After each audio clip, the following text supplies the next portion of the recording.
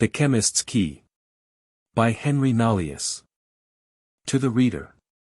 This book having worth enough in itself needs not my commendation, this author in his lifetime being an eminent physician and most able philosopher, as the discourse itself can best testify. The translator also wanted not judgment to choose what was best in his kind, nor abilities to perform, the choice being made. It is I alone that appear here as Menelaus at that feast in the Iliad, who came though not invited. I shall not endeavor to excuse myself, for I come not empty but will contribute somewhat to the collation. The author builds on good principles, so that his theory is as true as it is plausible. And I presume he aimed at nothing more, leaving all particulars and their application to the industry of his readers. He is sometimes pleased to descend to examples, but to such only as are natural, and they indeed are good to teach but hard to imitate. We see not all that nature does. When he speaks of rain and dew, I am contented to think, he means something else than what is vulgarly so called. And I doubt not but his saltpetre is something different from that which is combustible and common. The philosophers do, if I know it at all, is a dry water, and their saltpetre is a most white incombustible body of a gummy aerial nature, and indeed, if my eyes have not deceived me, it is so aerial and unctuous that it will no more mingle with water than common oil will. I have for trial taken it in its gross body, and putting it in distilled rain water have digested it for a full fortnight, without the addition of any third thing, but they would never mix. The nitre notwithstanding many long and violent agitations of the glass, keeping still apart in the form of butter or oil more white than snow. The truth is there is no affinity between this saltpetre and water, for it is not made of water, but of air hid and condensed in water. We see also that the air is a dry spirit and wets nothing. But the mist or vapor of the water incorporating with the air wets all things. Even so those bodies or substances which are generated of air retain the first complexion of their parents. This dry aerial humidity being predominant in them, as is evident in common quicksilver and in all resinous substances, as vegetable and mineral gums which will not mix with water. But this will not be more apparent to those who know that universal gum or sperm whereof nitre is made, which is neither dew nor rain, but a water and no water. That is, it is a dry water whereof see Dispagnate in the 49 the canon of his first aphoristical part. Here is the reason then why nitre philosophical will not dissolve in nor mix with common water. For it is a fat, oleous, airy substance, made by natural congelation of a mercurial dry humidity which separates from phlegm, as is evident in that Succus Vitalis and Great Lunary of Lully. Nitre then or mercury philosophical is to be found in 150 places, and of several complexions. In the great halicali of nature it is congealed and in a manner crucified between two extremes, and both of them venomous and caustic. If you know how to extract it thence in the form of butter or a most white sweet oil, then the, whence the art has its name, is in your power, and Dispagnate in his 225 canon will tell you what you have attained to. Thus you see where the air of radical humidity is congealed, and now I must instruct you where it is a volatile and not congealed. It is so in the sperm whereof nature immediately makes the halicali, to which purpose the former author has left us a considerable maxim in his 214 canon, rerum seminits plurimus humidi radicalis inest. For this volatile air, which is in the seed or sperm reincrudates the fixed air which is in the halicali. I say this volatile spermatic air or oil does it, and not oil of soap or salad, as some fools have dreamed. For nothing reincrudates and naturally dissolves a body but that crude sperm whereof the body was made. Most excellent in this respect is that passage in Lully chap. XLVI of his Great Testament, quando volumes, quod siccum convertator in humidii, caphrimus intramuntum quod ice in aqua, quo equitas participle de humido radicali, viz. In vapor spiritus quinta dilatus est, etc. When we wish to convert a dry thing into a moist thing, we take an agent which is in water, one which partakes of the humid radical or rather in the vapor of aerial humidity dissociating it from its watery phlegm, in which the male spirit is carried. Thus Lully, and now I think I have sufficiently introduced you, but if this be not enough I am afraid the whole discourse will not satisfy. I should have said much more, but that I intend shortly to publish a discourse of my own wherein I have endeavored to give some reasons for a most excellent and mysterious experience I have lately seen. Eugenius Philalethes. How do you find this book? Any thoughts about the book or the author? Any suggestion for improvement? Please take a moment to share your thoughts in a comment. If you like it, share it with your friends who might enjoy it as well. Subscribe to keep in touch. Visit CompleteAudiobooks.com for more quality content. The Authors Epistle. Dedicatory to his noble friend and kinsman, the Lord Weigand Hamel, President of Dresden, etc. It is no long time, my honored lord and patron, since there came to Geilberg in quest of me, a most learned man, a professor of logic and a tutor of undergraduates in a certain famous university, who did earnestly entreat me to discover unto him those principles by which he might be introduced into the true knowledge of our most secret philosophy, finding him therefore to be a person of singular humanity, of most excellent abilities, and, as I perceive by frequent discourse, of a most acute and discerning apprehension, I resolved to grant his request. And for that end I did purposely lead him into a dissertation or reasoning about the generation of natural bodies, and having brought him thither I advised him to search curiously after what manner, and by what means, this great and secret, though daily, work was performed, signifying farther unto him, that the foundation of our art did, next to the divine assistance, consist chiefly in the perfect knowledge of corruption in generation. Now, though this answer and advice of mine did nothing like this learned man, seeming in this book judgment to be very simple and wise, nevertheless, that which I told him is the very truth. For he that perfectly knows the ways of generation, will easily come to be acquainted with the true menstruum of every body, which in our philosophy is the most useful and difficult matter to come by, yea, he will find out a way or process, which if he, by a right imitation of nature will wisely practice, he shall out of a convenient body, dissolved first, and digested in its own most natural and proper vinegar, perfectly extracted and attain to a most noble and precious medicine, a medicine I say, and not gold. For the sophisters or pseudo-chemists, pining with an insatiable hunger after gold, do by most covetous, chargeable and fruitless processes, infuse into their silly readers a strong desire of gold-making, and promise them golden mountains. But art cannot make gold, nature only produces substances. But how to perfect and purify imperfect metals by nature only, and a natural way, not by adding to them, or mixing with them any extraneous substance or ingredient, and to separate and purge from them those obstructing, discordant impurities, which are the cause of their imperfection, the philosophers do know very well. Art, I say, cannot produce or make any substance, but how to propagate and multiply natures in their own species by transplantation and incision, he does know, but not without nature.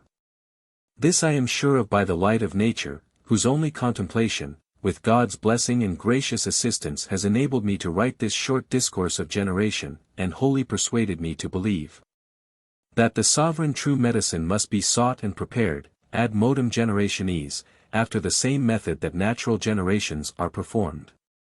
Everything that nature affords for the subsistence and health of man is crude, and needs a further digestion, before it can be converted either into the substance of man, or into a wholesome medicine. Let us consider our daily food. This grows in our gardens, is fed in our houses, and sown in our fields. But it is not turned into a blood and nutriment, before it is, after the manner of generation, altered, putrefied, and dissolved in our stomachs, that from this mass, so dissolved within us, the natural spirit may be extracted and communicated to the heart and the other members, for their conservation and strength, and so after other various digestions, the blood may become seed, and turn into that radical balsam, by whose virtue mankind is both preserved and propagated.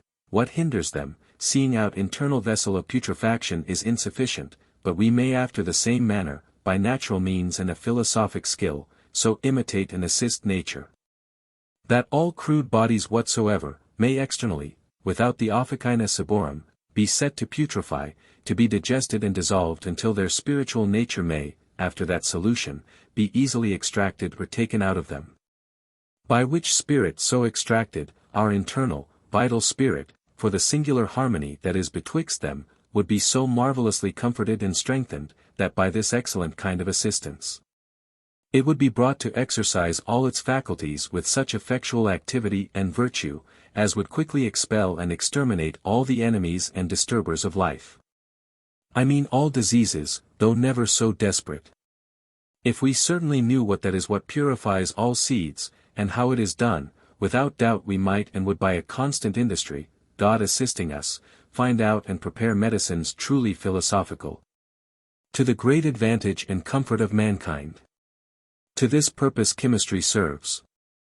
For by the help of this art we know how to digest, to dissolve, to putrefy, to separate the impure from the pure, and so come by most perfect medicines, and verily, so great and precious a blessing it is, that God never imparts it to any fraudulent mountebanks, nor to tyrants, nor to any impure, lazy envious persons, nor to the effeminate and idle, nor to gluttons, nor usurers, nor to any worshippers of mammon, but in all ages, the pious, the charitable, the liberal, the meek, the patient, and indefatigable spirit, who was a diligent observer and admirer of his works, found it out.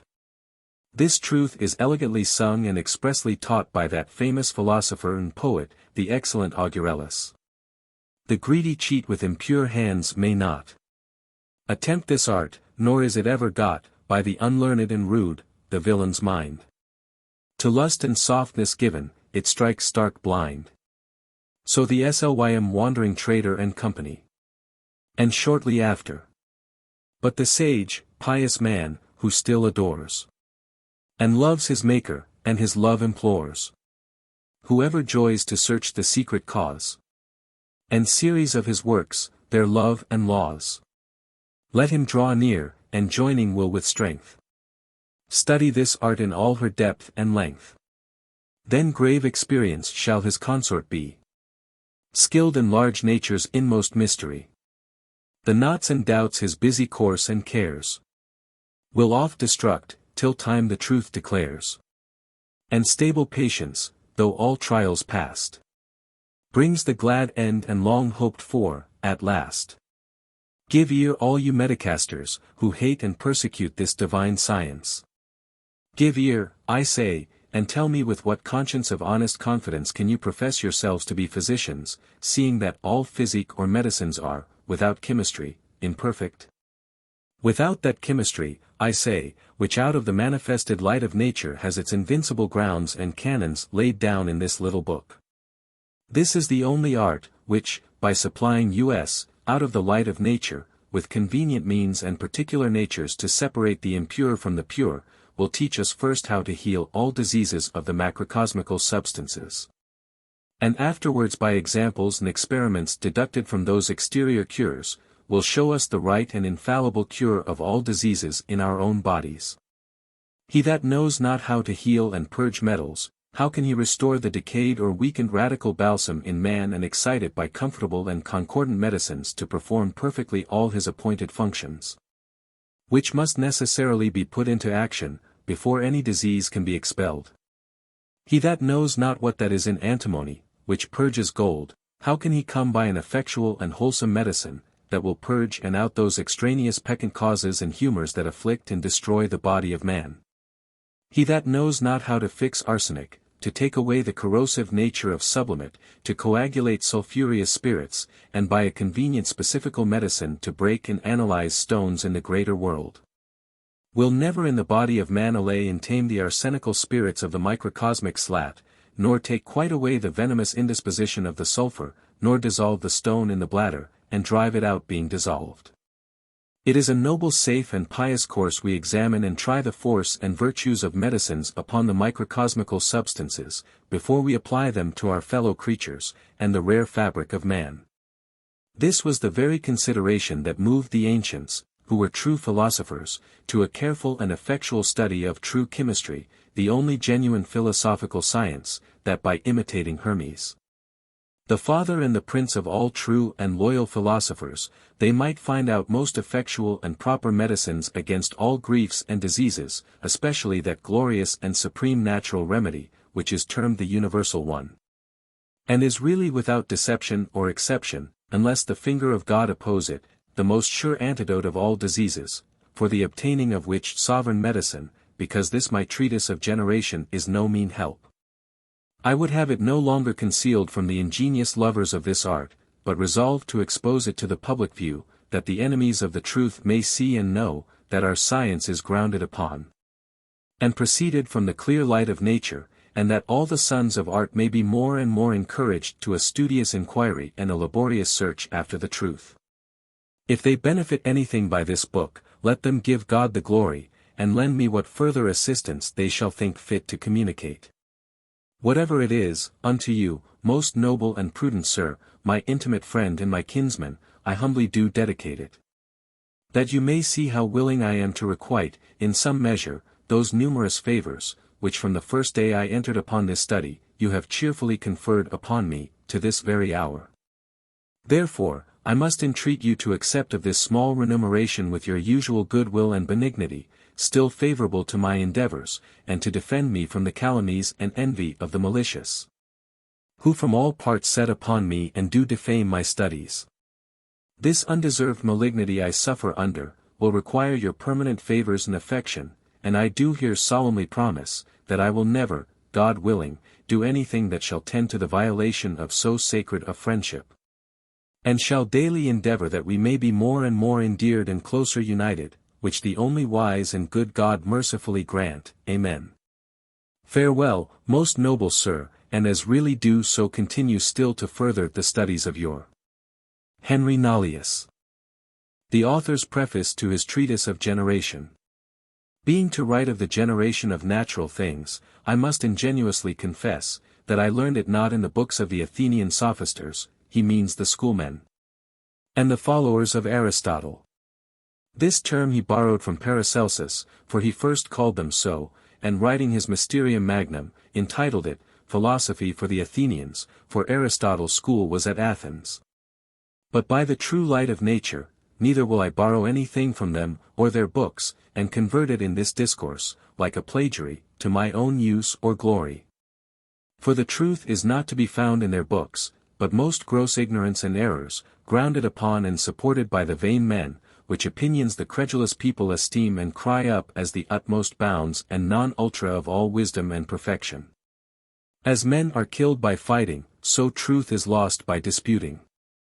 For while they only dispute and wrangle about nature, every one of them in particular, and all of them in general are so filled and swollen up with a testy intolerable pride and self-worship, that each of them arrogating a kind of infallibility to his own chimeras or monstrous conceits, does with all might and main labor to refute and demolish the airy castle and fond imaginations of the other, and by this ridiculous continued feud, they wander from the bath and fundamentals of true knowledge, entangling themselves and too credulous posterity in an inextricable labyrinth of quarrels and errors, fortified with fictitious and groundless principles never reduced to practice or trial, but merely supposed and implicitly believed, so that he would get out of this spacious and wearisome wilderness.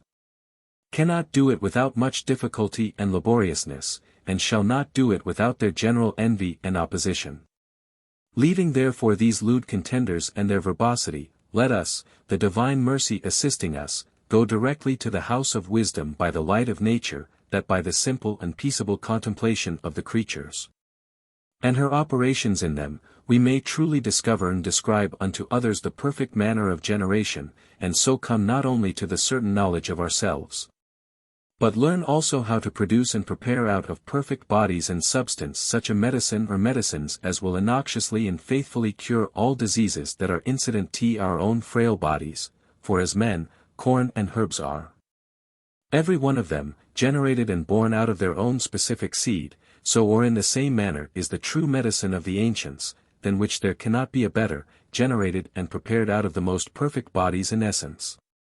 Look not therefore with careless and transient eyes upon what is offered thee in this book, but know and be assured that this doctrine is the most profitable and advantageous for thee, by whose light and guidance thou wilt be most prosperously led to the true knowledge of the secret generation of all animals, vegetables, and minerals, and to the finding out of that rich and rare medicine which perfectly cures all imperfect metals. Of the generation of natural things. To begin then, you are to know in the first place, that generation is twofold, first ordinary and second extraordinary. Extraordinary generation is that by which an unlike thing is generated out of dung and putrefaction by the sun. This generation is termed in the schools equivocal. The ordinary is that by which a like thing begets his like, as when a man begets a man-child, and a lion begets a lion. This in the schools is termed univocal. This generation with the method and the means I shall include in these 10 following aphorisms or propositions. 1. Everything generated or begotten is generated and born of his own specific seed, 1, and in his proper, 2, matrix. The commentary or illustration. 1. Seed is a spiritual or subtle body, out of which the included spirits, by attraction of nutriment to it, forms and produces, in his proper matrix, a living body, endued with the like prolific and multiplicable seed. This very spirit is by some philosophers termed seed, and the body in which it resides they call sperm. But while we agree about the matter I shall not quarrel about words. This seminal spirit is the most subtle essence of the seed, exalted by nature out of some perfect body and containing in it, after the most eminent and perfect manner, all the virtues and faculties of the said body. And in a seminific power besides, which enables it, in its own species, to propagate and multiply its own body. 2. No kind of seed is of any virtue or effect, unless it be placed by nature, or by art, in its proper matrix, see Aper. 8. That matrix is only proper in fostering which is naturally agreeable and ordained for the seed, according to its particular species and regimen. Therefore mineral seeds require a mineral matrix, vegetable seeds a vegetable, and animal seeds an animal matrix. The matrix of mineral seeds are subterraneous mines, the earth is the matrix of vegetables and the female womb is the matrix of animal seeds. 2. Before any perfect thing can be generated the seed muse necessarily putrefy and 10 be nourished. Commentary. Believe our Saviour John the 12th, 22, Verily, verily I say unto you, except a corn of wheat fall into the ground and die, it abides alone. But if it die it bringeth forth much fruit. Nothing can be animated and born unless it first suffer corruption, putrefaction and mortification, says Raymond Lully in his Testament, see Rosar. Philo, page 254.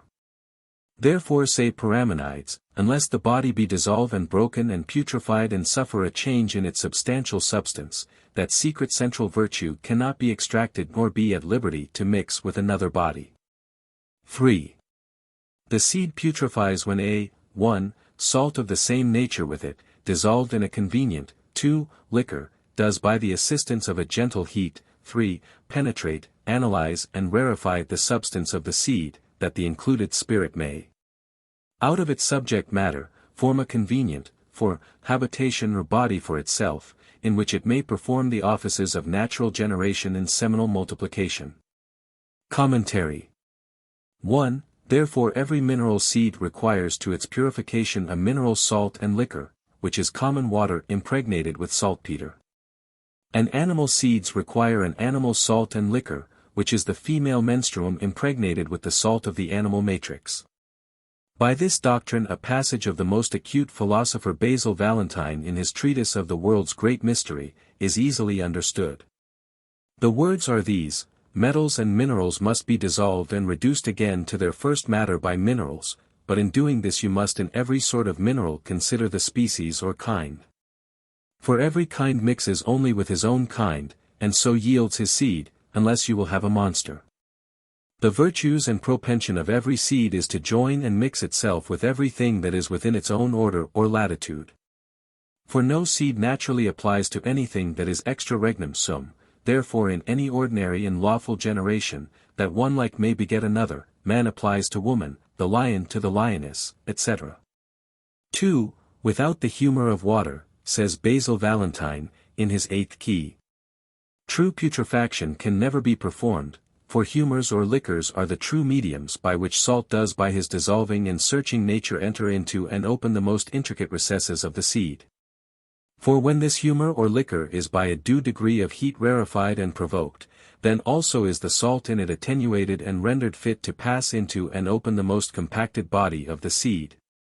And there stirs up and excites to vegetation a spirit of salt that is the like and the same with itself, which before lay hid and inactive. 3. A spirit that is at liberty will easily and quickly free another spirit of the same nature that is bound up and restrained.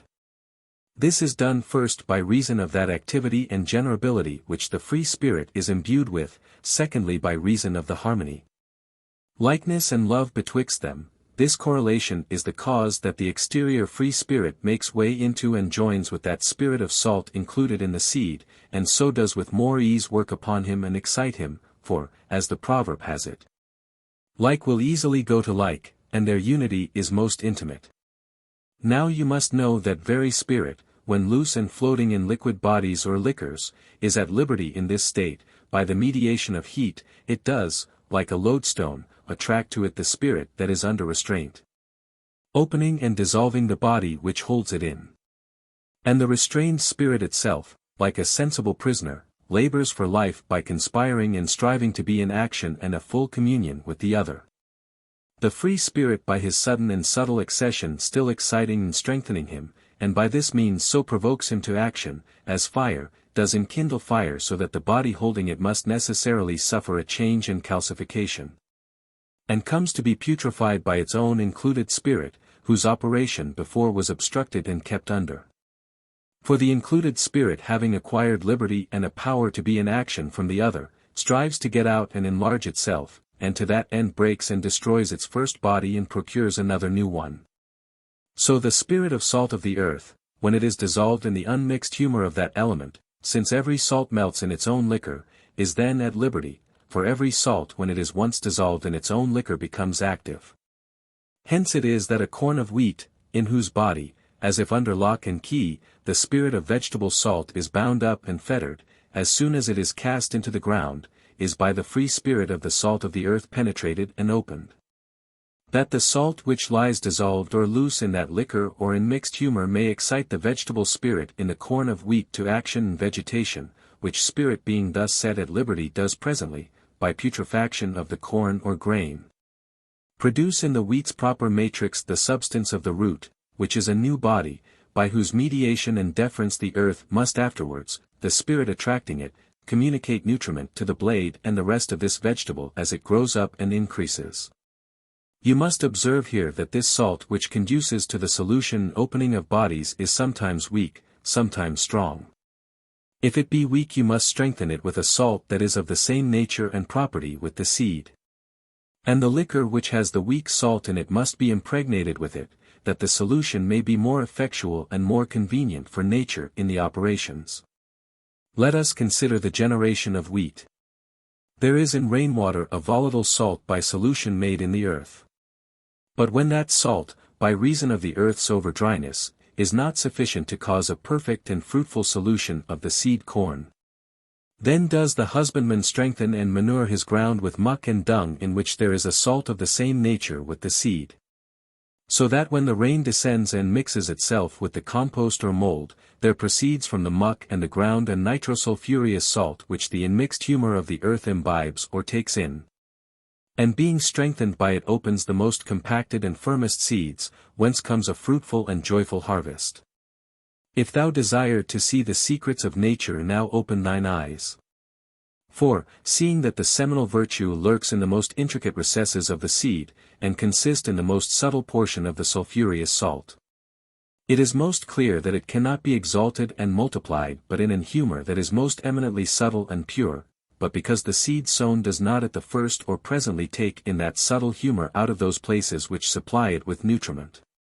Therefore nature does, before all things, take care first to produce and form those vessels in which that humor, taken afterwards out of the elements, is digested, rarefied and most accurately purged. That out of the whole body when formed and perfected, she may contribute and produce the most pure seminal essence, for the conservation and the multiplication of that species which yields it. For which very reason provident nature does, by the intervening of putrefaction, out of the seed soft herbs form first the roots, and out of the roots she does afterwards shoot forth the blade, driving it, in the growth, into several sections or joints. That the humour taken out of the soil in which the seed is sown may, at the first in the root and afterwards in the herb, when grown up and flourishing, be more and more digested. And drive the seminal virtue, through all the vessels and joints, from the very root to the uppermost top branches, where, in a matrix purposely formed for the reception of this seminal matter, a most perfect seed, and fit for the propagation of the same species, is, by the aid of the sun heat maturing it, found and gathered. But it happens oftentimes, and this you are concerned to know, that though nature forms always these vessels and vehicular of the seminal progression, yet those bodies which are thus furnished, do not always yield seed. And this comes to pass because, in those bodies, the pores through which the spermatic virtue should be promoted and driven into their superficies and upper parts, are, before the seed is stirred, or can be produced, stopped up by external colds. Or else by the predominant virtue of their innate fixed salt are so bound up and obstructed that the seed either cannot come to any effectual maturity in perfection, or else is wholly suppressed and shut up. An example of this we may manifestly see in the orange trees, which grow indeed in this climate as well as other plants, but in this cold region yield no fruits, whereas in Italy and other places, which are their natural soil, they both yield and bring forth fruit to perfection. In the like manner gold and other metals which come to our hands can make no emission of their included seed, because their pores are, by the vigor and excellency of their innate fixed salt, so bound and shut up that they are wholly restrained from the effusion of seed.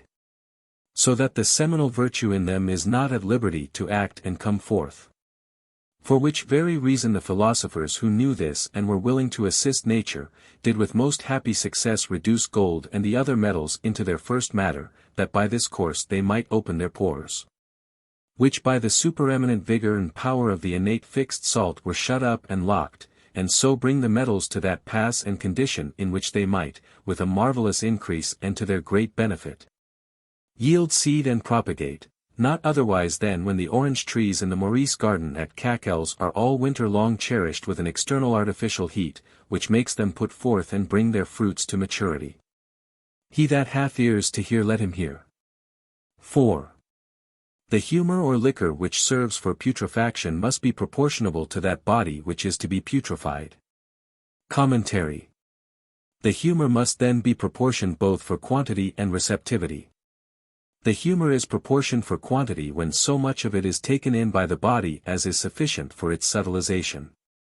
It is proportioned for receptivity or the manner of reception, when the humour is not suddenly and at once, but gently and by degrees, or by little and little, taken in and drunk up by the body or seed, for a sudden imbibation of the humour cannot so conveniently vivify the seed, but causes by its sudden and unequal penetration, that some parts of the body or seed are insufficiently opened or dissolved.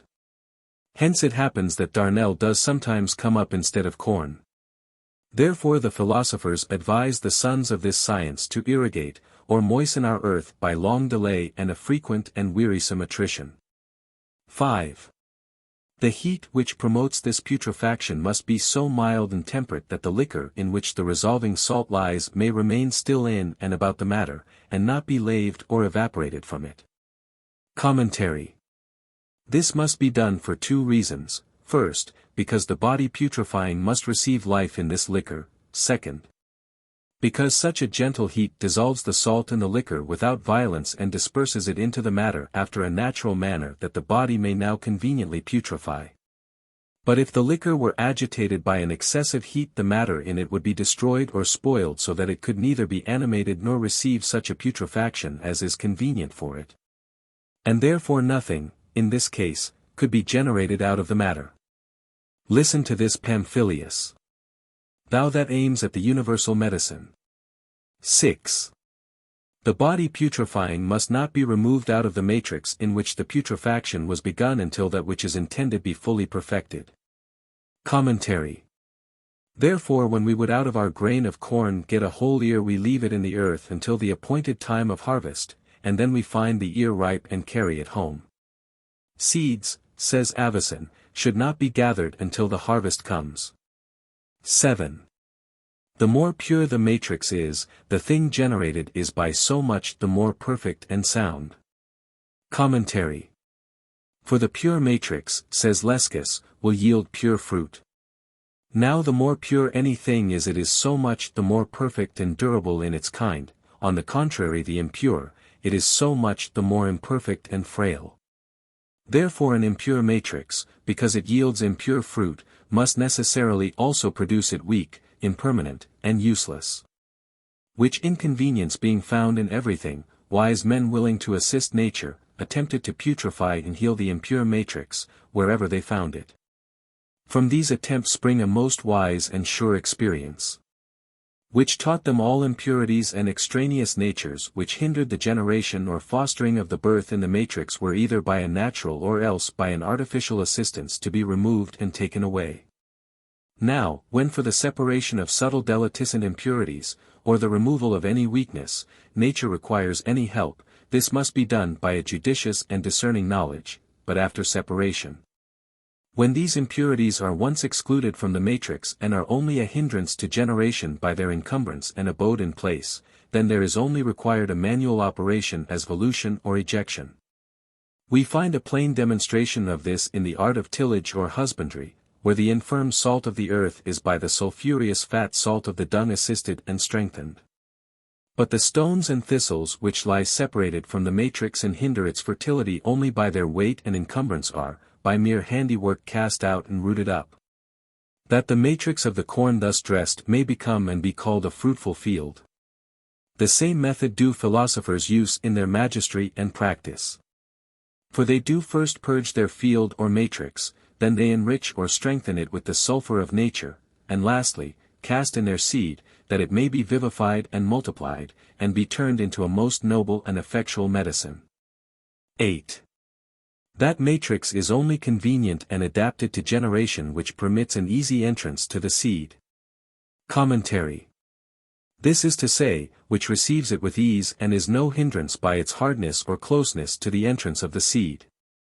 Here you must know that when the matrix, by reason of hardness, is grown callous and impenetrable, it is then opened and rendered porous again by frequent agitation that it may be fitted for the conception of seed.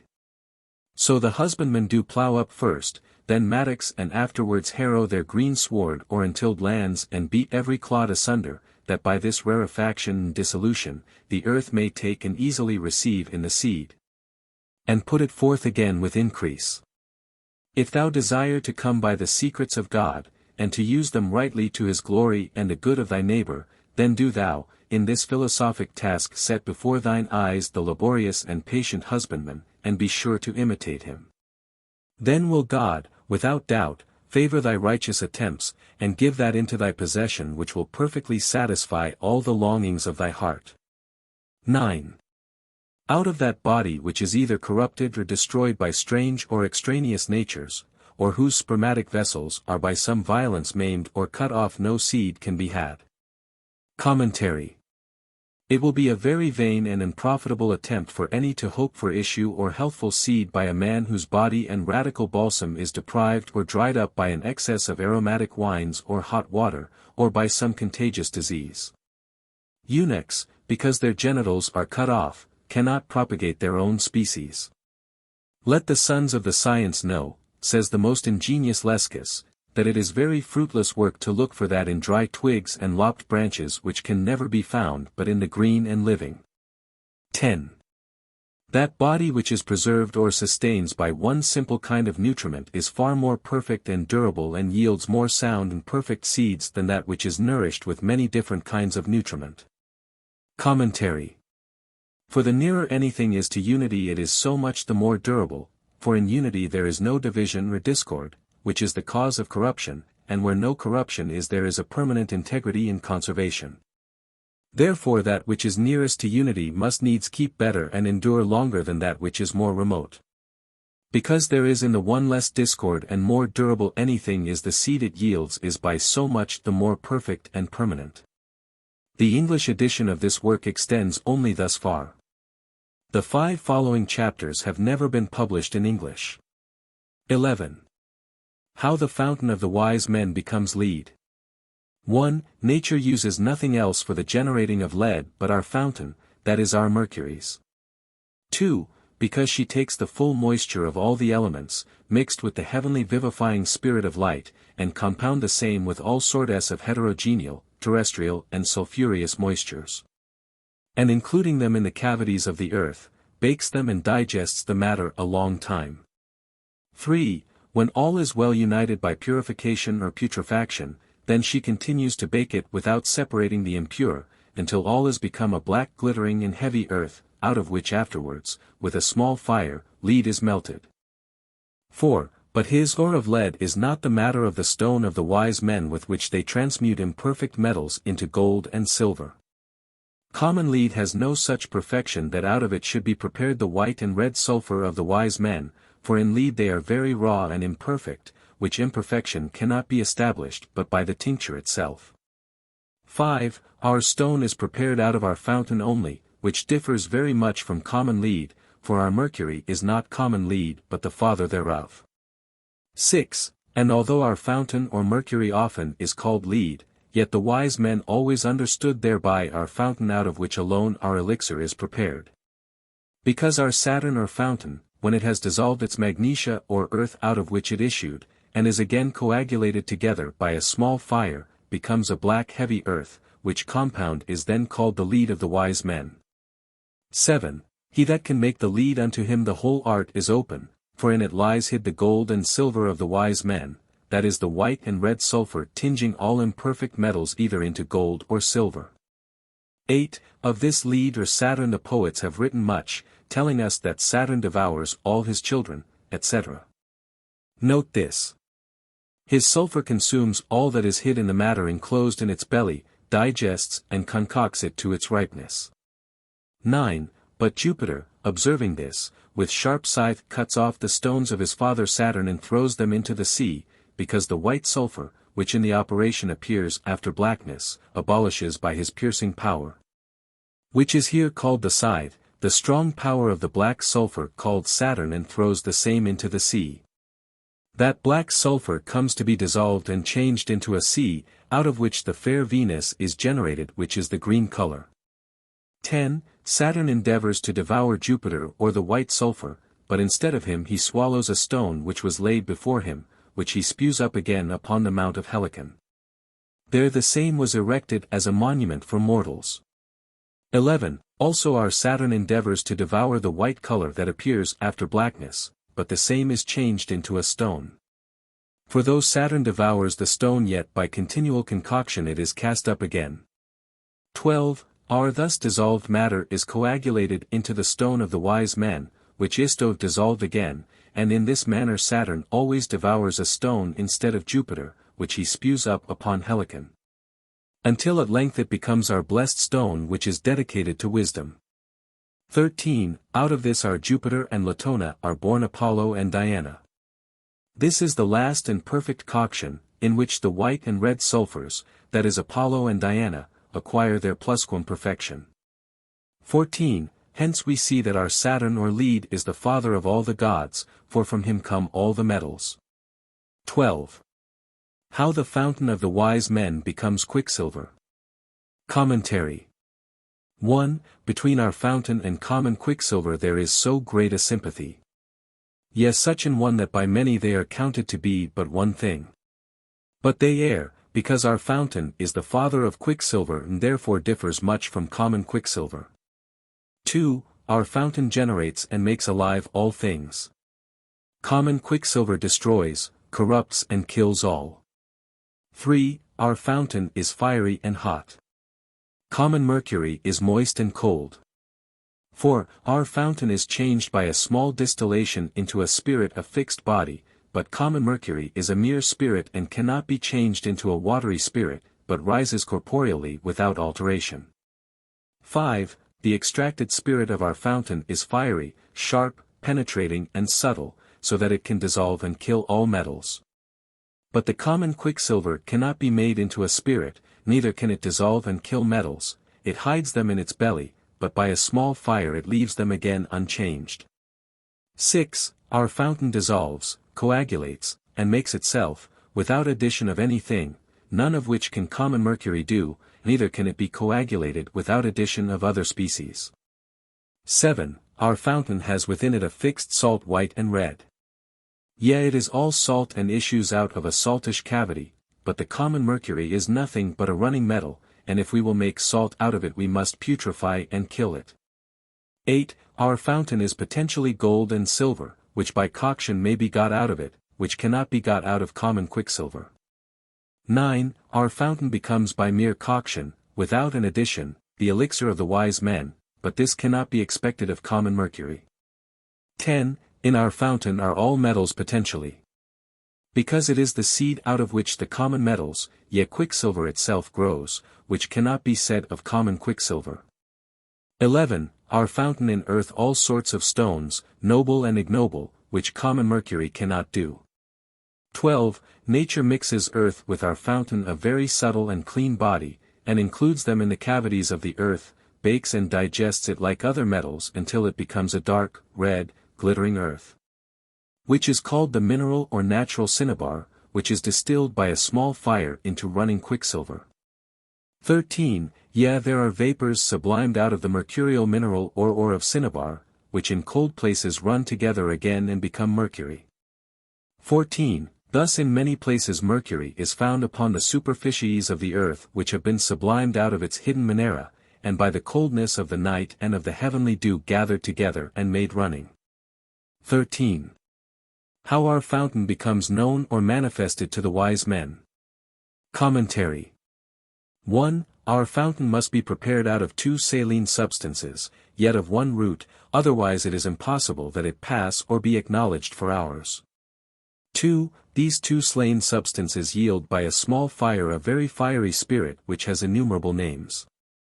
3. When this spirit is drawn off from them they remain as dead earth behind, because they have lost their spirit by distillation. 4. But if we give the dead earth its spirit again it becomes, by a soft fire, dissolved again in a blood-red liquor, which by coction becomes redder and redder, then black, and at last thick and fat. 5. The dead earth, before it is joined again with its spirit has also many names from the wise men, as may be seen in their writings. 6. When this spirit by due coction is once united with its body they can never be separated again. 7. Because by continued decoction they become fixed and abiding in the fire, and although they flow in the fire yet they fume and not away. 8. Thus our matter has a twofold name, yet it comes from 1 root. 9. It is mineral and nature has given it a mineral form, but left the same imperfect, it flows easily, it is compounded of volatile and fixed, and when they are united they purify, and then they become perfect. 10. In this operation they become all sorts of colors as black, white, red. After redness they change no more. 11. This matter after having received perfect whiteness, perfect redness and fixation, tinges all imperfect metals into the best silver and gold. 12. By this time our fountain is made manifest, unto which we must add that the volatile part thereof is of a very sour taste, penetrating nature, and sharp quality. 14. Whether our fountain to come to its perfection stands in need of common gold and silver. Commentary. 1. Our fountain cannot come to its perfection without gold and silver, but this sub and moon are not common su and moon, but something else not strange to our fountain neither against it. 2. Because that su and moon which contributes to the perfection of our fountain and is first part thereof, of a double nature, white and red, the white is called silver and the red gold. 3. Hence it appears to be very true our fountain cannot be brought to perfection without silver and gold, for gold and silver are the fixed and permanent part thereof, which can, shall and must fix the volatile. 4. It is of that of which is sung, by art dissolve the fixed and after let it fly, and fix the volatile that not it rise high. 5. It is the gold which must be dissolved and changed into a spirit by its own spirit. 6. We cannot say so of common gold, for where must we get the spirit of common soul and with the same dissolve it and change it into a spirit? This is also to be understood of common silver. 7. Therefore when we speak of gold and silver we always understand which are in our fountain and are innate in it. 8. The spirit of the heavenly sun, when untied with the fat moisture of the elements, by his heat fixes and coagulates. and produces a peculiar salt which appropriates to itself the virtues and qualities of the heavenly light and strives to become like its Father. Hence the wise men have gold, whereas in truth it is salt and has the nature of salt. 9. And yet it is but one and not a twofold salt, as if one should be Sol and the other Luna. No, it is only one salt, called either Sol or Luna after a different manner. 10. And yet it is but one and a twofold salt, as if one should be Sol and the other Luna. No, it is only one salt, called either Sol or Luna after a different manner. 11. When our salt has acquired the highest whiteness then we call it Luna, but when it comes to the highest redness then we call it Sol. Our fountain cannot subsist without this Sol or Luna, and what we say cannot be applied to common Sol and Luna. 12. And although the wise men want some common gold in the fermentation of their stone, that the same may be determinate to transmute imperfect metals into Sol, it does not therefore follow that common Sol should make perfect our stone.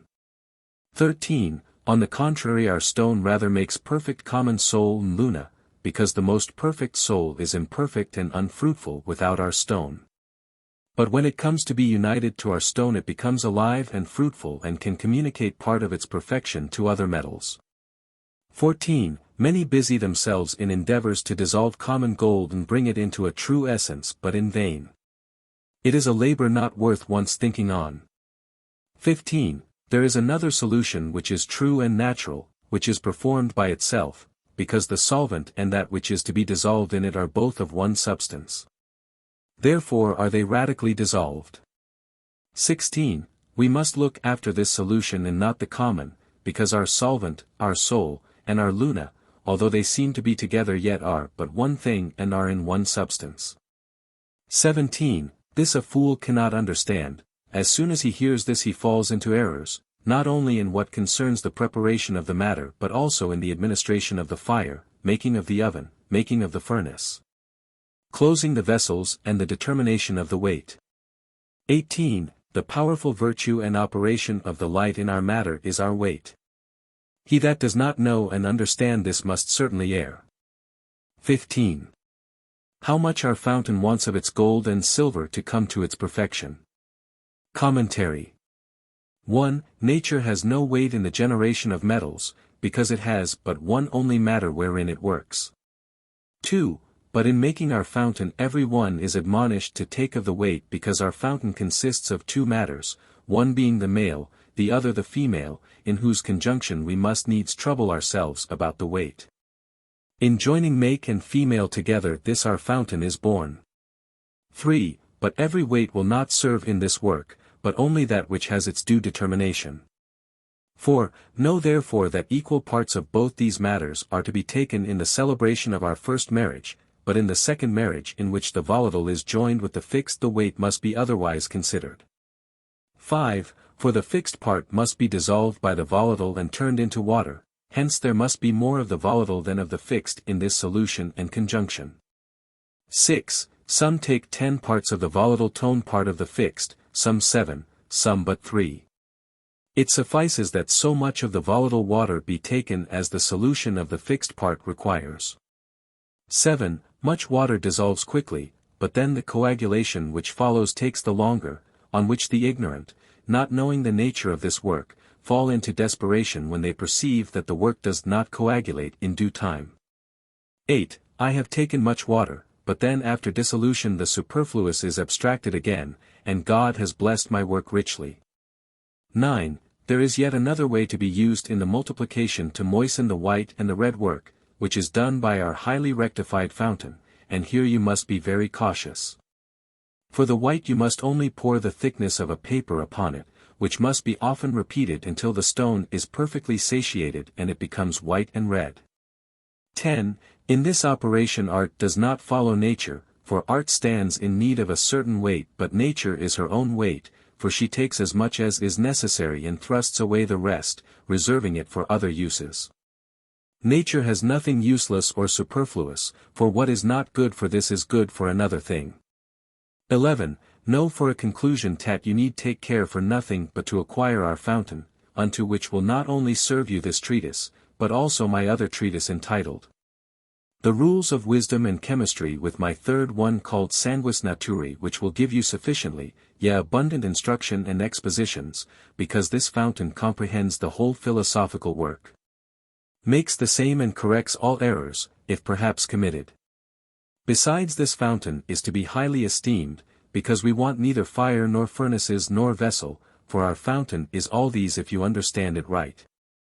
12. Hast thou obtained this fountain, then thou hast whole nature in thy power. Thou lacking nothing, but have all things that thou desire already in thy hand, for which praise Jehovah.